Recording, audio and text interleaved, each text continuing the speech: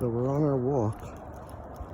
I think we're approaching a large hawk in the tree up there. I think it's facing the other way. Yeah, it is. I see the feathers. I'm right under it now, and it's looking at us. You turn his head all the way around. The size of this hawk.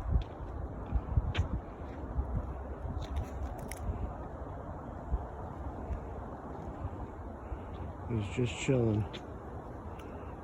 He's just chilling. He's brave.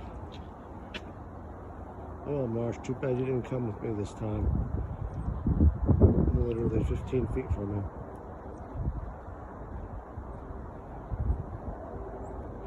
He's getting nervous. I think he's going to take off soon.